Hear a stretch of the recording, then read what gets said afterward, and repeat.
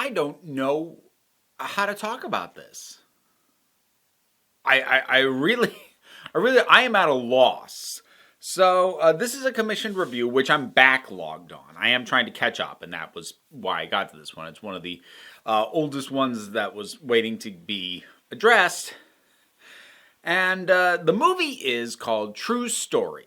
It's from the 1980s. It is directed by David Byrne of Talking Heads fame, also solo career, But he's, the musician and singer and songwriter, David Byrne. He directed it. It's his concept, although some other people helped him write it.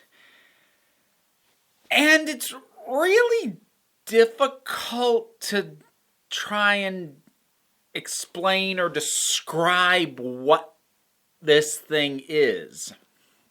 I suppose the first thing I should say is don't take my befuddlement as an indication that it is like trippy or super experimental or, really super art house. Like, it is a bit of an art house film, but its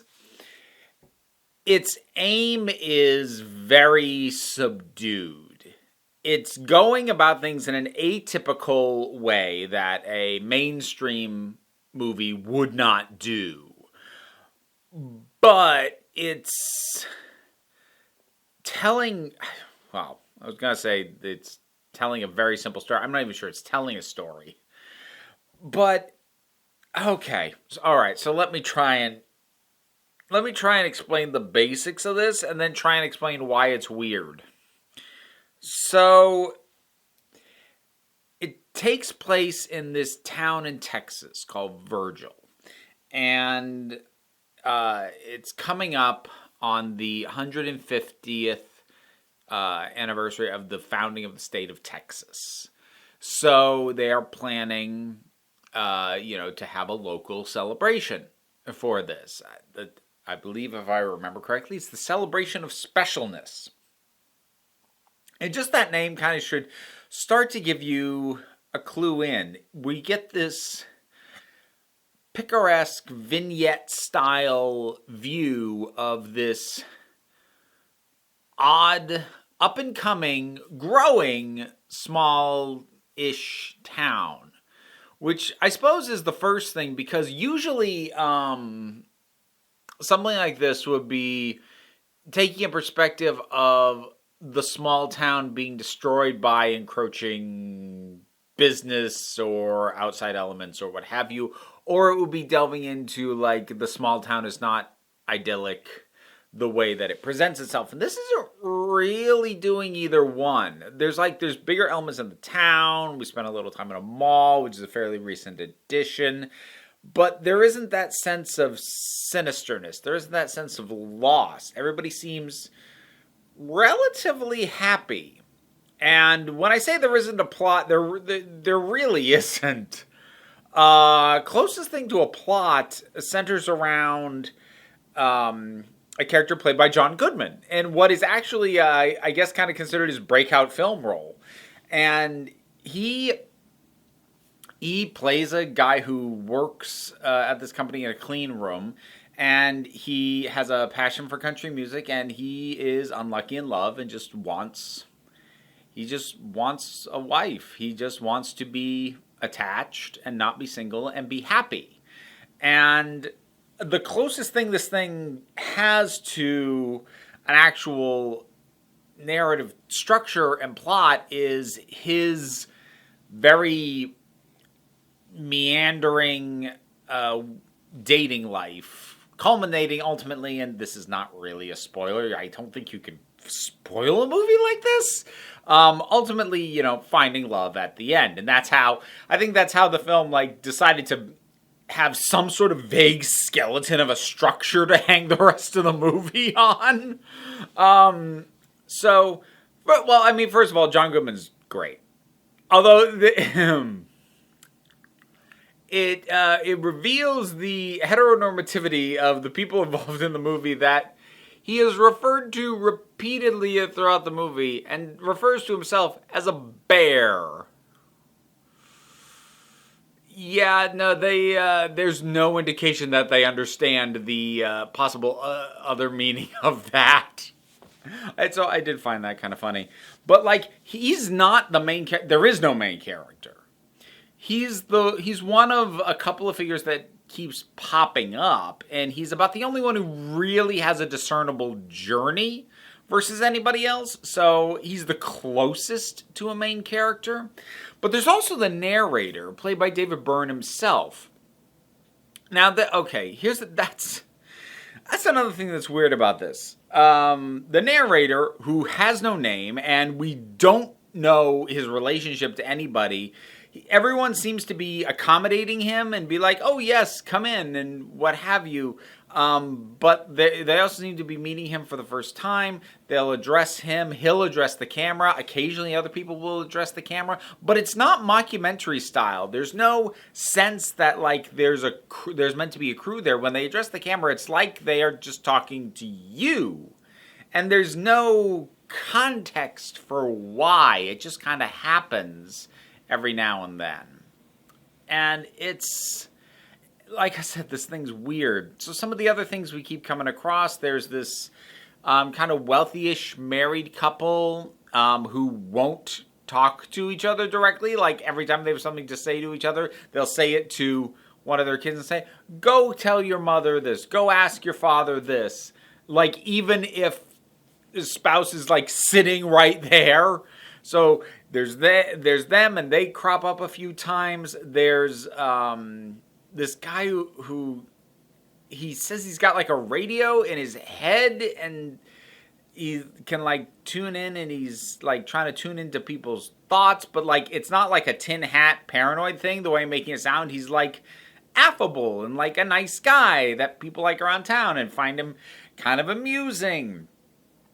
And there's this woman who is just like in crowd scenes, and the camera will linger on her, and she's always telling these absolutely absurd stories, like how she met the real Rambo in Vietnam and had to save his butt, or how Burt Reynolds was getting ready to leave the movies to be with her, or how she writes songs for Elvis. And wrote Michael Jackson's Billie Jean. She's just spouting this stuff left and right. And again, like there's no payoff for any of this. It's just kind of that. I think at one point I actually heard her say that she stole Doctor Who's spaceship. Like, yeah.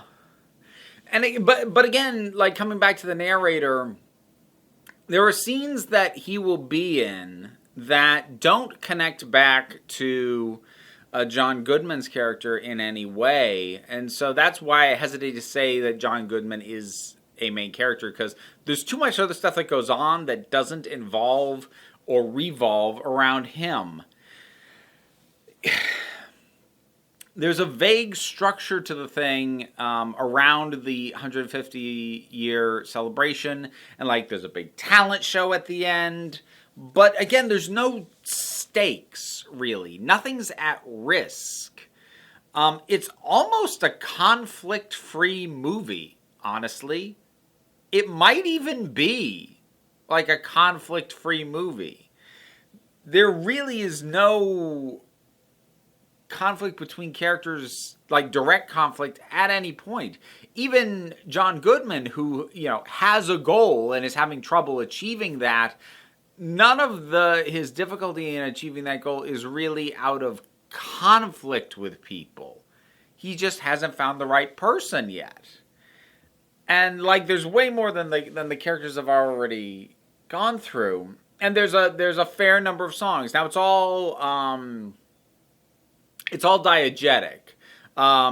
So like people get up on stage and sing, and things like that.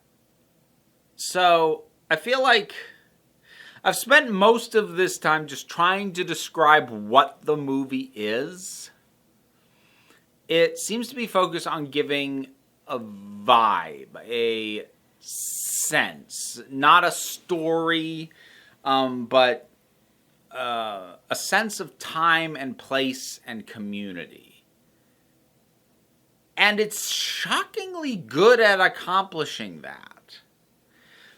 Like, the vibe you get at the end of it, like, speaking as someone who lives in a small town, you get that same vibe that if you had been running errands all day around town and then, like, gone to a local restaurant or something and are just sort of sporadically bumping into the same people. Maybe you know them, maybe you don't, but, like, you're seeing them here, there, and you feel like you're catching snippets of their lives, and you just get this sense of community behind it. And this movie has that. I'm hard pressed to say that it's entertaining because it's so laid back and chilled out. I don't think it really cares whether or not you're entertained. It's just way too, hey, it's all good. As a vibe, for me to say that that's even its goal. I'm not entirely sure what the goal is with this thing. But it was kind of pleasant. It was kind of relaxing. It was just nice to kind of sit back and just feel like you're drifting in and out of these people's lives and getting just enough of a sense of them, but nobody's really going through anything major. Nobody's breaking down. Nobody's getting in an argument really with anybody. You just get the little glimpses. Okay. So that's what it's like around here. Okay, then. And that, like, I don't know how else to explain it. And I don't know who the heck I would recommend this movie to. Like, I can't think of what else to compare it to where I would say, if you like this, give this a try. Like, I don't know. It is a weird movie in a paradoxically mundane fashion. As a film, it's very strange. As a viewing experience, it's very normal. But, like, the kind of normal that captures the quirks and doesn't pretend they aren't there. But it's not. The weirdness is more to do with the fact that movies aren't made like this than it is anything all that weird about what it is actually showing you and bringing you in on and asking you to experience by watching it. This is a strange movie. Like, I'm glad I saw it. Like, I just felt kind of nice after seeing it, but honestly, I do not know what to make of this movie, and I don't know how else to explain it or, like, review it properly. I wouldn't know how to begin to critique a movie like this, because nothing about what it's doing is anything that I recognize as something that film does and is used for. And so I can't even say whether or not it accomplishes what it sets out to do, because I'm not confident that I know. And yet, again, I wasn't aggravated. I wasn't frustrated. It was just nice. It's like just the right length, too. I would have expected something like this to get super indulgent and be like 2 hours, 2.5 hours. It's 90 minutes. Perfect length. True stories. Has anybody seen it? What did you think about it? Whatever your thoughts are, drop something down in the comments and let's talk about it.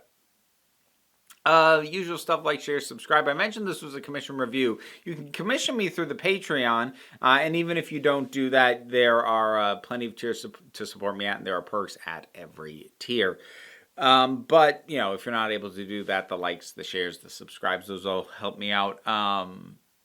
But no pressure. take a relaxed attitude around here, much like this movie. So just come on back next time you need a break.